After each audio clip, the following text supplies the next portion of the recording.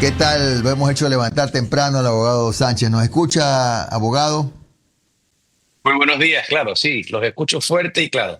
Perfectamente. Yo lo escucho también fuerte y claro para consultarle. Esta ley de inteligencia, abogado, que ya estaba en vigencia, de alguna manera nosotros no tenemos, ni usted tampoco, seguramente, una información muy puntual. ¿Podría haber servido para mejorar este trabajo de inteligencia, de rastreo, de investigación, qué sé yo, de interceptación de llamadas, para llegar a la localización y captura de Fito? Definitivamente que sí. No solamente porque se lo intuye, sino porque el propio presidente de la República lo ha expresado en sus redes sociales.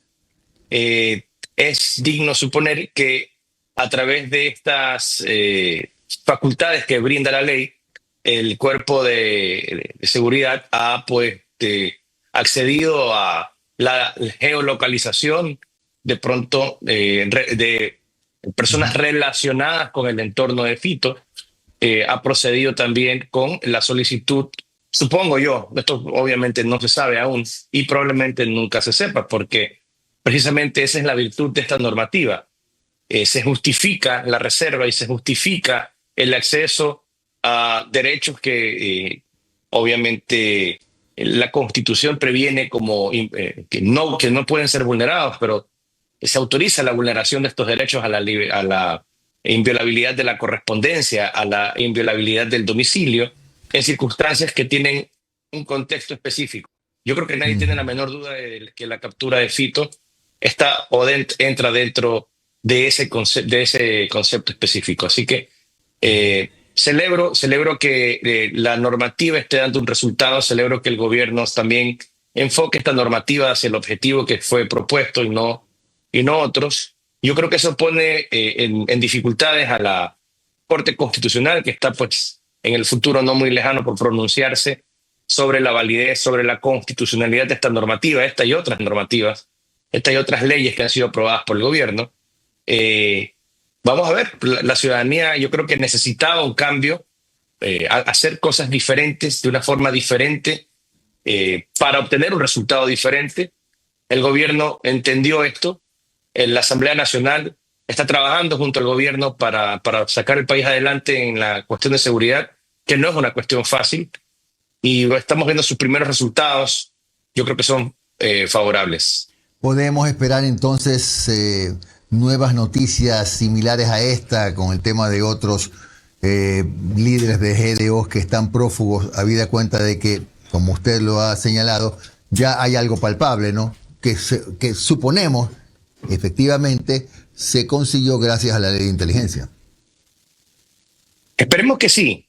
La ciudadanía lo que quiere es paz. Exacto. Queremos olvidarnos del miedo que se vive en Guayaquil, de esta idea de que salir hasta cierta hora ya por la noche es inviable, que los negocios puedan volver a abrir sus puertas, que se acaben las vacunas, que se acaben los secuestros, que no estemos permanentemente preocupados por dónde están nuestros familiares, que no veamos todos los días en las noticias muertos y secuestrados y gente torturada y pensando cuándo será el día que me toca a mí o le toca a mi familia. Eso es de un estado permanente de terror. Por eso se los catalogó en su momento estos grupos como terroristas, con una dinámica inteligente desde la perspectiva jurídica y política por parte del gobierno. Ahora tienen, además de ese marco que incluye al terrorismo como una actividad que combatir, tienen un marco más específico, que es el marco creado por las diversas leyes que han sido aprobadas recientemente por la Asamblea Nacional. Así que sí, yo creo que vamos a empezar a ver. De hecho, hemos visto en estos días, así como vemos cosas negativas y la oposición se enfrasca en relevar o hacer más relevantes estas cuestiones negativas, como la fuga de otro delincuente peligroso, Fede. con la colaboración del propio Servicio de Atención Integral, de los militares, la misma policía que está a cargo de su custodia. Este es un fenómeno muy extraño. El gobierno nacional ha reaccionado de la forma que otros gobiernos no reaccionaron. Si el presidente inmediatamente dispuso él mismo, públicamente, la detención, él no la dispone, pero la pide en flagrancia de todo el personal que estuvo a cargo de la seguridad de este otro delincuente que se ha fugado. Fede. Y pues naturalmente esa reacción no la habíamos visto antes. Eso es algo distinto. Esperemos que eso empiece a resultar. Abogado Sánchez, también tenemos que hablar de lo que ya se aprobó, que es sancionar, más que juzgar, sancionar a los menores de edad como adultos. Ahora tendrían que purgar penas de hasta 15 años de privación de libertad sin que puedan acogerse al régimen abierto ni semiabierto, es decir, que tampoco es que cumplen el 60%, me parece, de su castigo y recuperan la libertad antes de lo previsto. ¿Le parece posible, viable, bien? ¿Qué opina usted? Me parece muy bien y me parece necesario, pero algo que me gustaría aclarar, que escucho en todos lados y se lo escucho a usted también, la ley no permite juzgar a un menor como un adulto. El adulto en estos mismos delitos puede ser sancionado con una pena de hasta 30 años. Así que siguen teniendo una ventaja los menores y los adolescentes infractores, jurídicamente hablando, legalmente hablando, ante el escenario de un adulto. Estos reclamos airados de las organizaciones que protegen los derechos de los menores tienen algún fundamento en la realidad que no conocen, porque no conocen la realidad del país. Y obviamente es muy cómodo desde el primer mundo criticar cuando no se vive la realidad del tercer mundo, que es la que vive Ecuador en cuanto a la dinámica de la delincuencia organizada. Ver adolescentes, menores adultos, jóvenes de 14, 15 años que tienen la interés para blandir un arma y quitarle la vida a un ser humano sin problema. Y eso no solamente está pasando en Ecuador, está pasando en la región. Es un fenómeno regional porque la delincuencia organizada está cooptando a los menores de edad. Eso tiene que parar. Y obviamente una de las formas, no la única forma, no la solución, no la única solución es agravar las penas, que no se compadecían con esta realidad. Antes era una pena de 4 años reducida a la mitad, en el escenario más grave, una pena que se cumple en tu propio domicilio, bajo el cuidado de tus padres, bajo el cuidado de un recurso de la policía que pues, son escasos y que obviamente no estaba funcionando. Una pena mayor es una de las cosas que había que hacer. Otra cosa que hay que hacer, y eso es desde la política criminal, la Fiscalía debe apuntar sus cañones hacia quienes utilizan a estos menores de edad. Sé que es muy obvio que en la dinámica de la gente que le captura, este delito ocurre y otros generalmente procesan a los jefes de las bandas o a los integrantes de las bandas por esos otros delitos. Yo creo que la Fiscalía debería empezar también a procesar y agregar penas por utilizar a los menores de edad en la comisión de sus delitos. Para que esto se acabe desde la perspectiva de la persona que es utilizada y de la persona que los utiliza. Y obviamente este problema, que es un problema sistémico, que es un problema que integra diversas realidades y que no se soluciona desde una sola de ellas, necesita que el gobierno termine de tomar el control de las cárceles, primero. Segundo, que construya más cárceles adecuadas a la finalidad de rehabilitación social del delincuente para que no se transformen en lo que hoy en día son centros de especialización de delincuencia, y eso lamentablemente pues no nos va a permitir salir de esta realidad que estamos viviendo.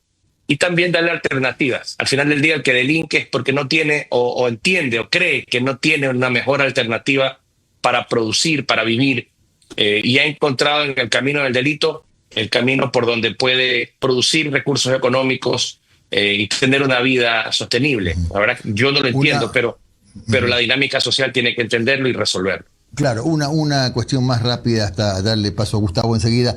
En el marco de este control o esta lucha por devolvernos la paz que todos queremos, los que somos padres de familia, nos preocupamos cuando nuestros hijos van al colegio, a la escuela, porque ahora hay chicos en determinados planteles que entran con armas y como ya no se les puede revisar, volvió a surgir esta inquietud. ¿No será necesario, para seguir ajustando las cosas, que nuevamente que se derogue, creo que es un reglamento, esa norma que impide que en los colegios, escuelas, yo diría hasta en las universidades, pero eso ya va por mi cuenta, se revise las mochilas de los estudiantes?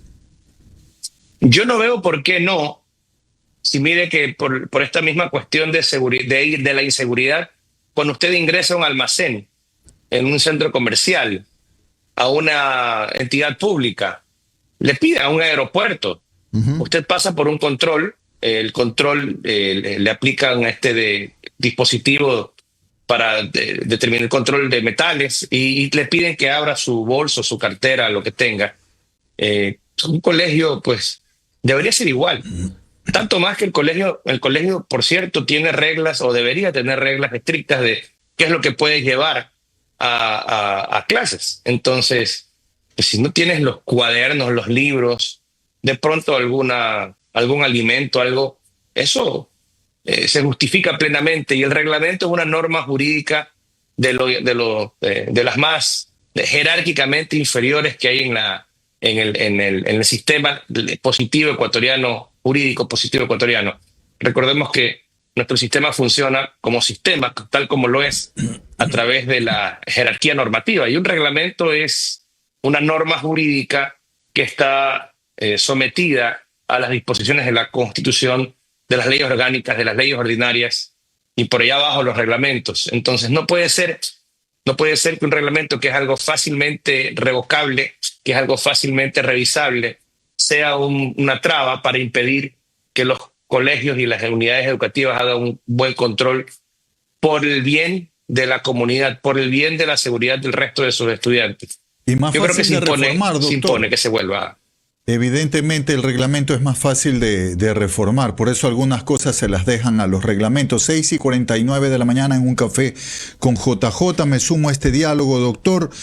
Ha hecho noticias titulares como este de primicias: extranjeros expulsados por delitos que regresen a Ecuador serán considerados objetivo militar, y quien proponía esto fue el asambleísta gobiernista que proponía endurecer el artículo 61 del COIP, que prohíbe el retorno de extranjeros sentenciados al país por un determinado tiempo. El gobiernista Andrés Castillo es el que proponía esto. Ayúdenos a explicar un poco esta reforma de la ley de integridad pública en cuanto al artículo 61 del COIP.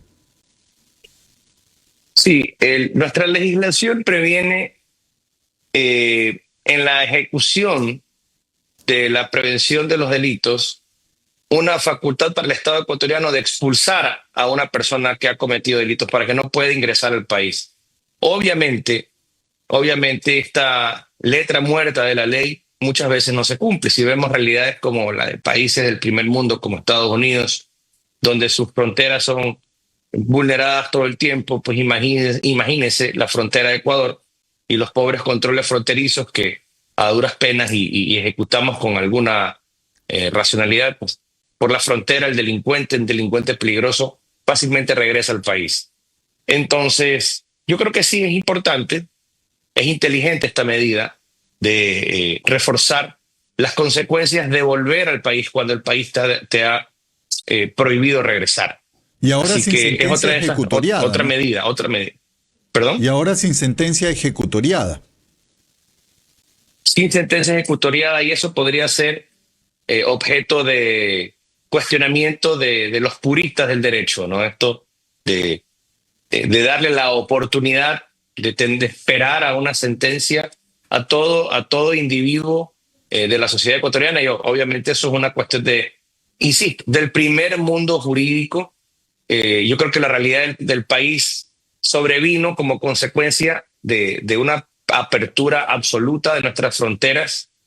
Yo no tengo nada contra la migración. De hecho, mi madre migró desde otro país latinoamericano y la migración nos ha nutrido como país. Tenemos una cultura muy rica, pero resulta que pues, el fenómeno de la migración actual que estamos viviendo antes desde Colombia, Perú y ahora desde Venezuela, nos ha traído elementos de estas nacionalidades que han engrosado las filas de la delincuencia. Lamentablemente es así.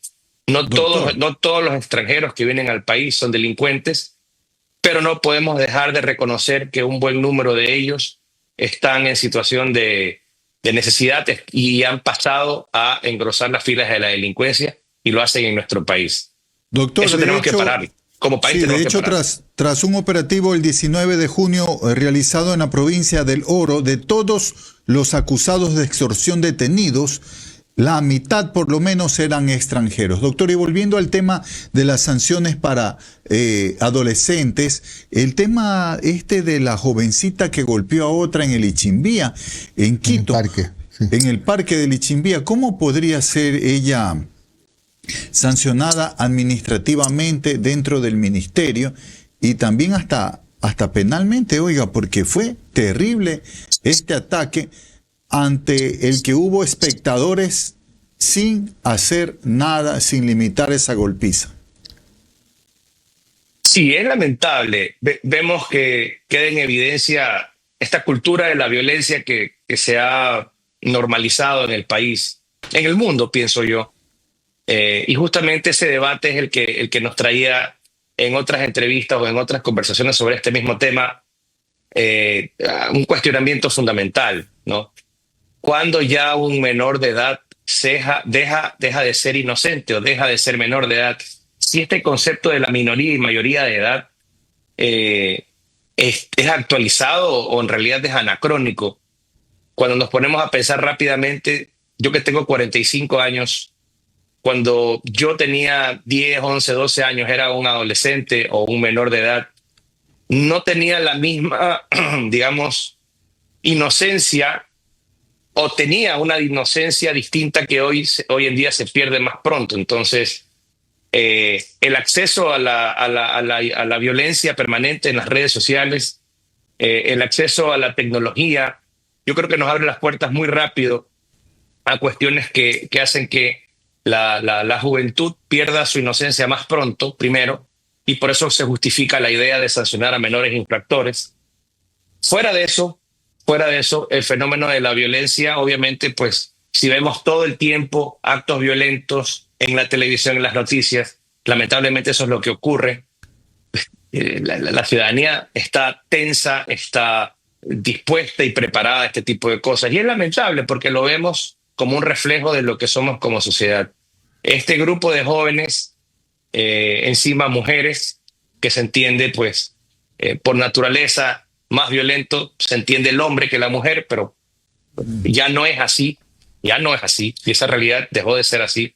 Y vemos como un grupo de compañeros que deberían estar unidos por un vínculo de cariño, de aprecio, más bien están con el morbo de ver cómo una persona golpea a otra y con esta, no sé, degeneración mental que implica tener grabado el evento y asusando para que ocurra más, para que pase algo más grave, porque eso es lo que estaban esperando. Claro, doctor, es contrario a lo que... Sí, contrario a lo que hace sentido. Si quieres detener una pelea es para que ya no siga ocurriendo, pero si estás esperando y grabando, estás esperando que no sé, que le parta la cabeza, que salga sangre, no sé qué estaban esperando para intervenir. Claro, la verdad es que es lamentable. Cabe la expulsión administrativamente de la escuela, de la unidad educativa, y cabe una sanción penal en función de la gravedad de las lesiones que hayan infringido en la víctima. Claro.